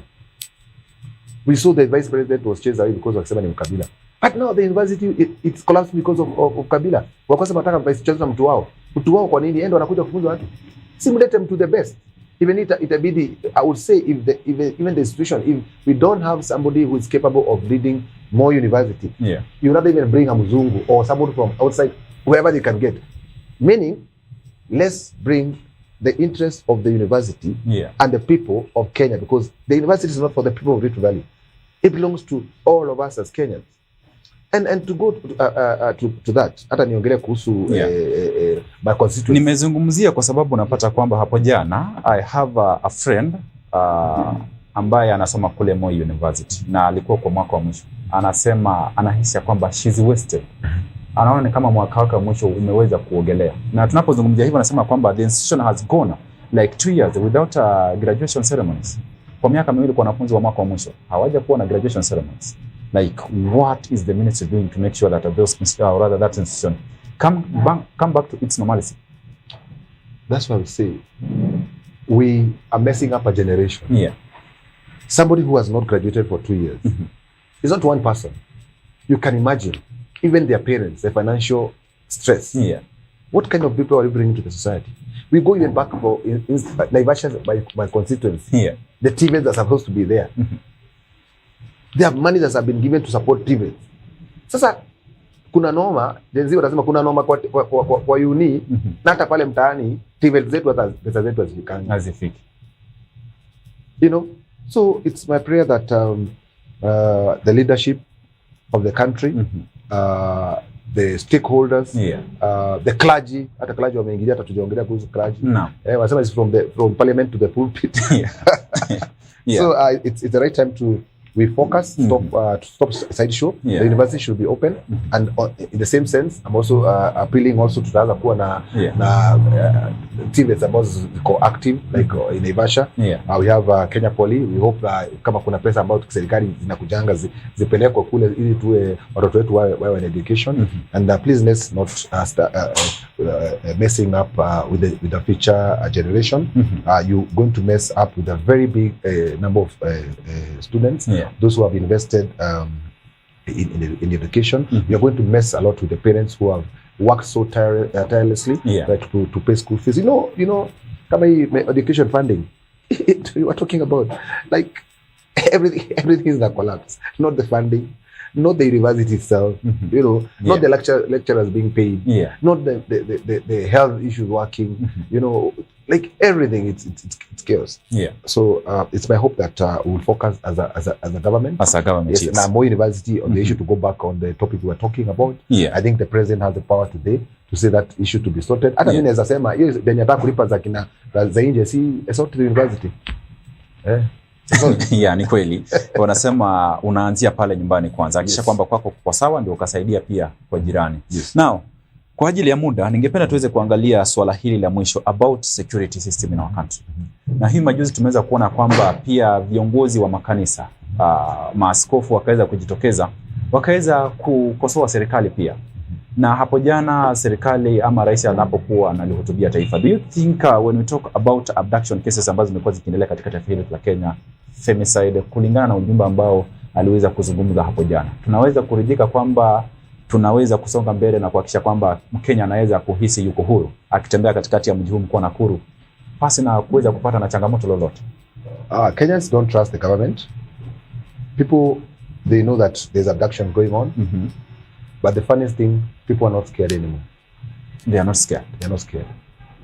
They are saying, you can abduct as many you want, you can kill as many you want, and we are not going to relent. That's what's happening. On what the president said yesterday, unfortunately, there was double speak. He started by saying that the number of people that has been abducted, luckily that there was police arrest, and they have been taken to court and lined, and then went ahead and said, if there's any case of abduction, killing, or excessive use of force to the citizens, they should report to the Director of Criminal Investigation and also report to IPOA. That's double speak. Partly, there's an admission of guilt. However, ground in Asema, you can take as many as you want. Because, you know, in any revolution, in any country that has grown and has come to achieve its maximum potential, people started complaining. And now the clergy has come in. Na nafurahi sana kuna wamerudisha pesa, wanaendelea kurudisha pesa. Because you know, the moment I give you money as a clergy, you will not tell me the truth. And the work of the clergy is to pray for the nation, to guide our leaders. And do you know, between if a bishop comes and sit here and the president, you know, in a church or whatever setting, you know, the bishop is higher than the leadership. Yes, the president. Because, because now we have turned our churches into being manipulated. And you remember the church was used a lot in bringing the government. There was issues that imewezi chagua huyu because sijui apendi kanisa, huyu ndo anapenda kanisa na Bible, sijui you know, even the colonization it came, wazungu walikuwa wanatupatia Bible. Vitu nasema tunasahau. Na naweza kuzungumzia swala hilo kwa sababu tumeweza kuona kanisa wameweza kujitokeza na wakaanza kuzungumzia. They addressed the president. Na unapata kwamba rais aliweza kuchaguliwa. Hao viongozi wa kanisa ndio walisema kwamba huyu sasa ndio we are now commissioning him to the office of the president. Aliweza kuombewa pale wakati alikuwa anakula kiapo, na pia rais wakati wa kampeni tulimuona sana kanisani. Imechukua miaka 2 tunaona kanisa pia wameanza kuzungumza. Does it mean that pia wameona kwamba enough is enough? Yes.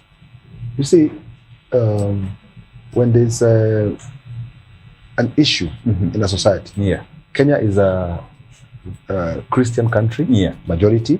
I would say as a religious country. We have the Muslims, we have Christianity, and the moment the clergy, I'll call them the clergy, which includes the Muslims, the Christians, the moment the clergy opens their eyes and see this is what's happening,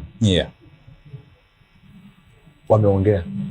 So those people, I think from the moment they gave a speech, we had like 10 sycophants saying the church doesn't know what it's saying. Oh, you should not address us directly. Oh, you have the need to go to the president. The church has seen, because they believe this government, wakukuja waseme more than agosho, they say whatever they could say. You know, they were saying, you know, how close they were. They love God. Yet there's no way you can go to church and give them $1 million. Yet your neighbor there, mwacho mwagilia maji kwa barabara. Because that barabara waste them. What's the point? Don't go to church and give that money. Fix your nini. So tuachane na kanisa. Let's the church also play its role. And Priya, I was in a funeral somewhere, and on actually in Nakuru County, we had lost 2 parents in Jomo Kenyatta High School alumni 2003 na wasalimia wale ambao wanatazama. Sorry for that. The father said that right now the government has become a government of lies.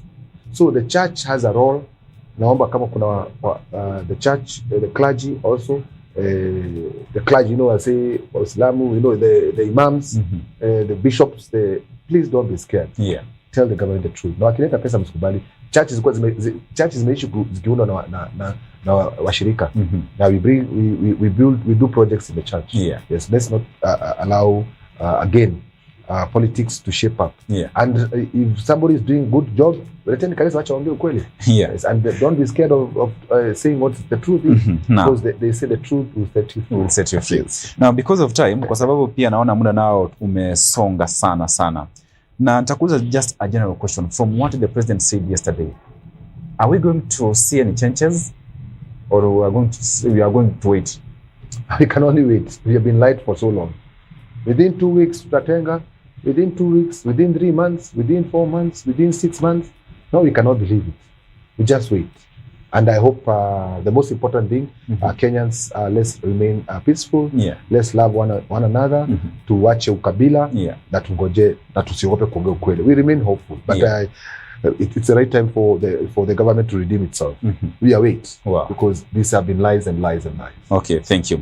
Nilikuwa nimekuahidi kwamba nitakupatia nafasi dakika za mwisho uweze kuzungumzia kuhusu manifesto ya chama cha The Vision Party. Sasa ni wakati ambapo pia ningependa kuomba kwamba uweze kuzungumzia kwa undani zaidi kwa muda wa dakika kama 3 hivi kuhusu The Vision Party, your manifestos, The National Vision Party is a party, is party number 2 in the ORPP. So it's an old party. And what we stand for, tunasimamia umoja, justice, okay, uhaki, na ukweli. Na tukisimamia justice is from coast to western. From the poorest to the richest. We advocate for free interaction and doing what is best for the people of our country. Tunawakaribisha sana ambao hawana chama, na wale ambao wametupa mbao kwa zile chama wamekuwa. Chama cha National Vision Party ni chama ambacho kinasikiza watu. Na we have been there a bit slowly, as I said, is party number 2. Yeah. Our interest as a party is to make sure that we have leaders who are ethical, high level of integrity, and leaders who do and achieve what they have promised the people. Yeah. So it's open, and you can check me on Facebook, Irene Nyaga, and then inbox me, and then we have our party office in Langata, and we are strong, and we are growing stronger by the day, and we are being proven every day that Chama, the National Vision Party. National Vision Party. Okay, thank you for that. Maybe you have your last thought you want to speak to that person who is watching right now in the morning as we wind up.